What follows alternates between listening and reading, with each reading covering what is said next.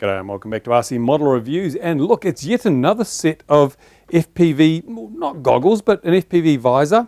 And this time it is the Kylin Vision wireless receiving display image. Bold claims on the packet for this one. Look, we've got, it says here, what does it say? Over here, oh, that's right, look. 3D FPV. Really? Seriously? 3D FPV with that? I don't think so, but I could be wrong. We'll investigate further. Now it's got a 32-degree field of view, has a built-in battery, and it'll support PAL and NTSC, which, let's face it, most of them will. And look, you can wear it on your head. Isn't that fantastic? What else does it say in the box? Got some specs on this side. Let's take a look at that. Basically, it has a 5-inch screen, and it is an 800 by 600 WVGA display. Some of the video visors we've seen in the past are only 800 by 480 or 600 by 480, so that's not too bad. Brightness 300 CDM squared, which is not too bad, especially when you've got it on your face. Perhaps not so good for a display to be used out in the open, but certainly for a video visor, that's just fine. There's adjustable contrast, saturability. Ooh, I think that might mean saturation. Sensitivity is minus 90 dBm. That is not as good as some have claimed, but yeah, we know sometimes these figures get a bit fudged by the marketing people, so we'll wait and see how that goes. Audio, it's got adjustable audio. Woohoo! And it has a built-in 2000 milliamp hour battery up here, lipo 1S 2000 milliamp hours, and it draws 300 milliamps according to this, so we should get about, what's that, 2000, that's a long time. That's a long time, that's, you know, many hours of use. I don't think it will probably last as long as they claim, but we'll see. Weight 385 grams, which isn't really too heavy. Okay, so that's it. Hope you enjoyed the review. No, of course I'll take it out of the box and have a look. Hang on a moment. First thing I noticed was it comes with a picture of a standard linearly polarized antenna on the box, but you do get a circularly polarized one. Doesn't say if it's left or right hand polarized. We're going to have to break it open and find out. Let's open up the bag. And actually it's not a very, it's a pretty wobbly lead for something that's going to sit on your head. They could have used a stiffer coax with lower loss. Let's see if I can get inside and see what was. Hang on a moment. Jump cut.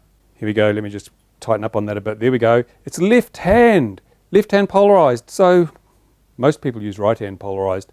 That's a bit of a shame. Also, the construction's pretty naff. The angle's pretty shallow actually. That's a pretty shallow angle. So circularly polarized, not so much. It is a 4-bladed antenna.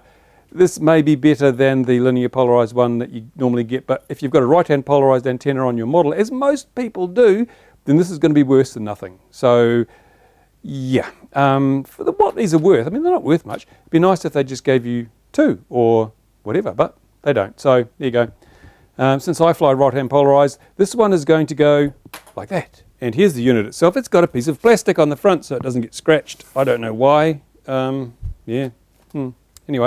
And it tells you on the front what it is, which is really handy in case you mistake it for, I don't know, a stack of lipos or something. But there you go, Kylin Vision.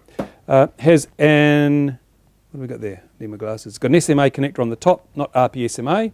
That antenna, yeah, the antenna matches, woohoo, just as well. It's got a host of little buttons here, up, down, which I think we can work out what they are. Menu, power, volume up, volume down, because it has audio, as it said on the box. Now, I'm not sure how up and down. I guess you have to cycle through all the channels, bands and channels. There's no band or channel switch there.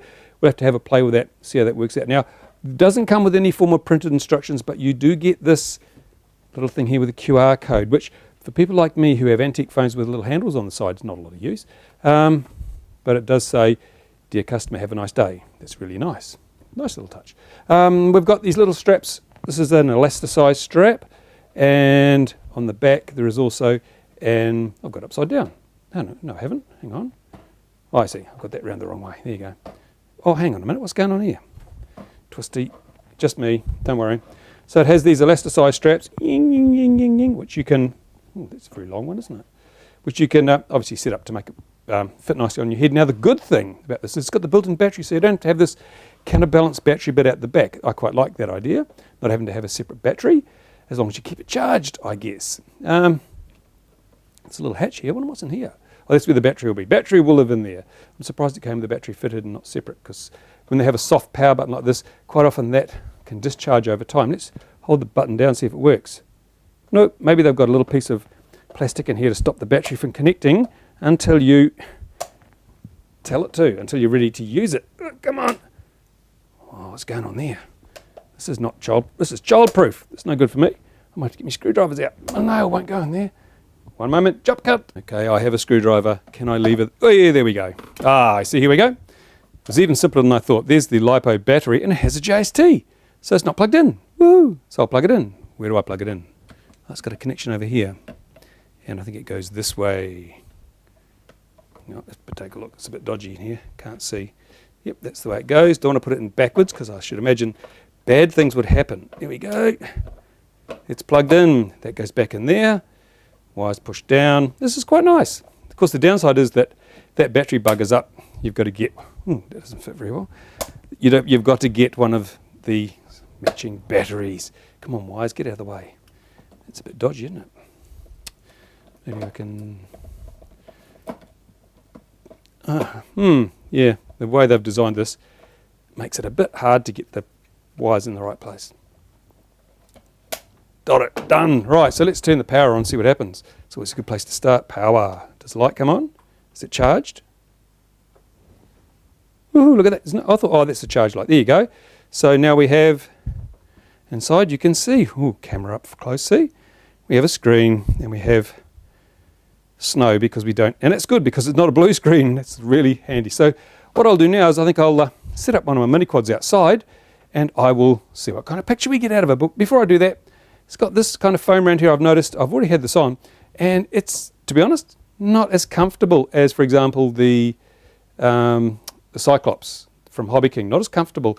This bit on the nose here really does sort of dig into my nose. I've got a big hooter, and that really, it's a sharp edge there, and it really hurts. So I would put some foam in there. But hey, maybe it's just my funny shaped face. You never know. So there we go. Time to get a video signal. Looking at this, actually, really interesting. The lens is kind of strange. I don't know if it's going to show up on the camera, but notice that the grain of the snow appears much bigger in the center than top and bottom. It's like it's magnified more in the center than at the top and bottom. Can you see that? That's a weird effect. I wonder what that's going to look like with a picture. Let's find out. Okay, I got my camera outside and let's take a close look, see if we can see what's happening through this here. You can see the picture's not too bad. It's not too bad. I noticed there's some smudges on the lens, and I think that's just because it's very humid here at the moment and getting a bit of condensation, so the fingerprints are all mine now. It's an interesting thing. The up and down buttons don't actually just change channels as you'd expect. If you press them, they change the contrast or the brightness. So to actually change channels, you've got to use the menu button, which steps through the various options. So here we go. Now we're on, so that's, I don't know what that is. Channel 50, let's go. This is like auto scan. If I press the button, I think it does an auto scan. There we go. Zipping through the band quite quickly. It'll come back to the channel I chose. So let's try menu again and see what that second option is. I suppose I could always look at the manual, couldn't I? If it had one, it doesn't have a printed manual. So what is this? This is like, okay, now I can step individually through the channels. That's pretty good. I kind of like that. But I have to go to, see how close the channels are on these multi-channel receivers. So let's go back to where's the menu button? Auto scan. There we go. Waiting. Voila, look at that, eh? Pretty cool. That effect of the magnification being greater at top and bottom doesn't seem to be as noticeable now. But hey, I mean, that's, that's okay. When I had it on my head, I noticed there was light getting in the side. I'm going to have a closer look and see if I can adjust these little panels on the side to screen that out. I had hoped I could sort of bend these a bit because the light comes in the side there and you get reflections off that lens, which is quite close. The lens is not adjustable, by the way. It's fixed, so if it doesn't suit your eyes, that's tough cheese for you. And as you can see, it is quite reflecty, that lens, just the studio lights here, getting a lot of reflection. So light that comes through the side here does tend to upset your picture a little bit. You get the glinting off the lens. Bit of a shame, and you can't, so if these are kind of a malleable thing, you could bend them in. It would be bloody brilliant, but you can't because they're just stiff plastic. So you'd have to put some extra foam around here. They don't give you any extra foam. That's up to you. That's something you have to do for yourself. And look at this button here. Do you know what that does? Nothing at all. It's just, I don't know, it's an insert. Maybe it's for diversity. I think, yeah. Looks like they could have made a diversity version for another receiver here, but this is just the single channel or single receiver version. Now I'm going to go and have a bit of a wander around with this and just see whether the focal length suits me, and let's see whether you can wear glasses with it as well. Well, I'm afraid the focal length is just a bit out for my eyes. It's a strain to view this. Just as with the Hobby King visors, I have to have the lenses right back. This one's not quite far enough back for me, and sadly, glasses will not fit. You cannot get glasses in here like you can with the Hobby King visor. So if you're old and stupid like me and you need corrective eyewear, this is probably not the set of, or not the video visor for you. But if you've got young eyes that work just fine, that won't be too much of an issue. All you need is a bit of foam on here, because it's going to make a dent in your nose, going to draw blood, and some foam around here just to block out the light around the side. Now, other comments? It's black. Why is it black? It just gets hot in the sun. I think we've already been through this with video glasses, and the only people who actually seem to listen were Fat Shark, who brought out white ones. Common sense, brilliant idea. White is a wonderful colour for flying FPV in the summer because it doesn't get hot. This has already fogged up quite markedly in using it. So again, there's no ventilation in there. I think this might be a bit of an issue, keeping the fog off the lens. And of course, once it gets fogged up, it's damn hard. And you don't want to go wiping wildly at the lens, because that will just potentially scratch it. And once you scratch it, you'll be really peed off. And since, you know, I haven't seen any spare parts for these, if you do scratch it, you're going to be mightily peed off that you've damaged your lovely goggles. But hey, I mean, it seems to work. I've had to use a different antenna. And I'm not sure what the retail is on this, but I'll put a link in the description of the video, as I always do, so you can go and look for yourself. And I'd have to say that, yeah, I like the fact that it's got more control, more accessibility. I like the fact that it has a built-in 2000 milliampere hour battery, which according to the specs given for this should last well over 5, 6, 7 hours, which is brilliant. And I mean, what else can I say? It's not as comfortable as I'd like it. It doesn't have the focal range I'd like. But apart from that, it works. Yeah. So, just a point of note now, especially to my New Zealand viewers and also those who visit New Zealand, I keep all these video bits of kit here. So if you are coming to Tokoroa, if you're coming to the RC Model Reviews Skunkworks Global Headquarters, then you're welcome to pop in and try them out. See which one suits you, because it is, you know, there's a certain amount of subjectivity in this. Some people's heads are different shapes, some people have different IPDs, some people have different focal lengths, and the best way to find out if something is really good for you is to try it out. And I make these available to anyone that pops by so they can have a look for themselves. The only thing left, I think, is actually to tear the bloody thing apart, isn't it? We can't finish a review without having a look inside. Okay, let's take it apart. Okay, there's lots of little screws and Allen keys to take this thing apart, and when we get inside we can see it's got a Fresnel lens, very thin Fresnel lens, what you'd expect. Something I didn't expect was, it's going to be a bit hard to get this into shot, but up here, that's where our antenna is for our FPV antenna. This connector there, and there's a little circuit board there, and then the antenna lead runs all the way down here, way through this board down into the bottom of this. That's quite a long run of antenna flex at 5.8 gigahertz, because this very thin coax at 5.8 gigahertz is quite lossy. So we're going to be losing a bit of signal through there. I would have thought they'd have stuck the receiver up in the top here and then just run the video signal down, but no, they didn't do that. Interesting choice of things to do. Now, not a lot else you can see. The LCD screen is in here. This covers over everything, so look at the nice contrast on the LCD screen. It's so black. That's lovely. Under here, we've obviously got our video display circuitry. I'm not going to bother taking it any further apart. Here's our little board with the switches on for the menus and things. And as I say, on the top there, we've just got the little connector with its little circuit board for the antenna. So, yeah, not much to see there. Only surprise was the length of the antenna lead, the way they designed that. I'll put it back together, see how it goes. If it still goes.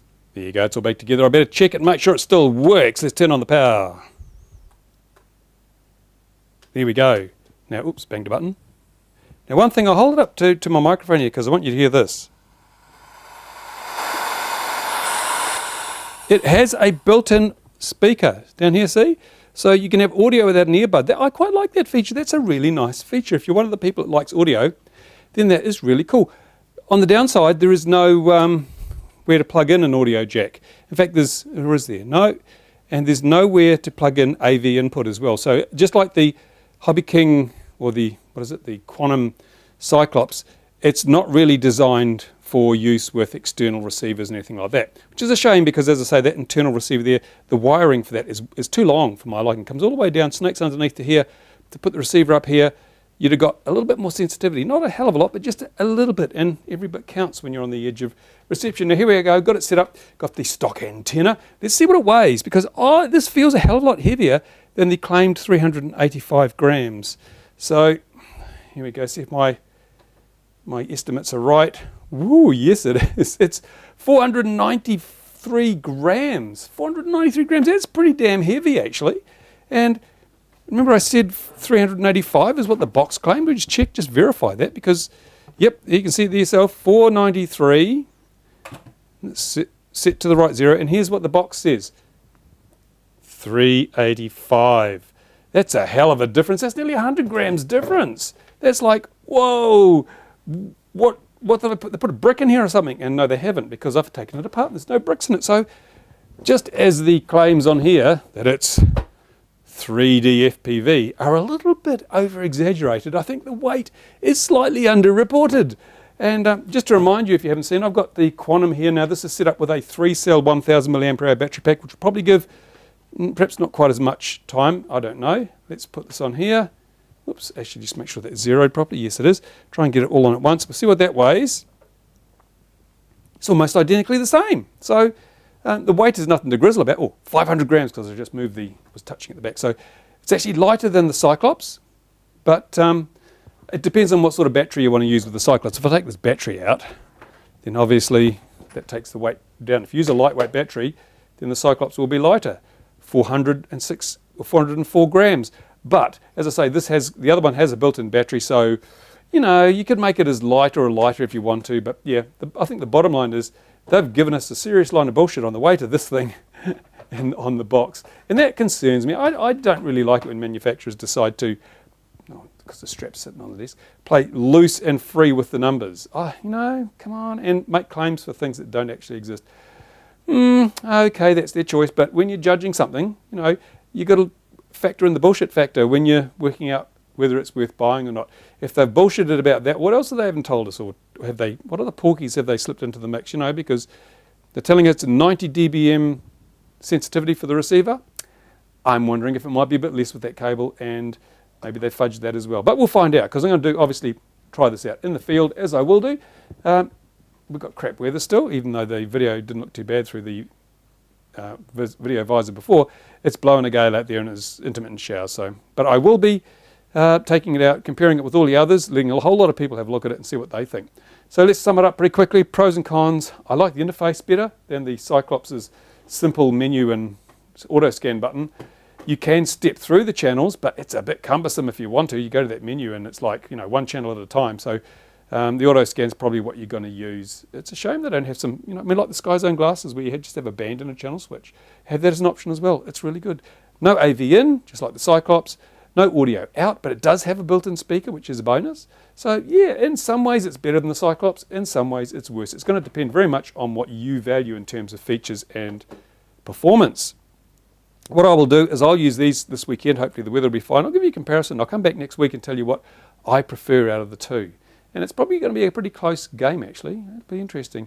I'll use this straight out of the box. Then I might add some foam on here and just stick around a bit and see if I can improve on the basic thing. And then I'll tell you what I think. In the meantime, if you've got questions, comments, anything to say at all on the subject, then please do so in this section provided by YouTube below this video. And now it's time for me to clear the bench and get back to other reviews. Bye for now.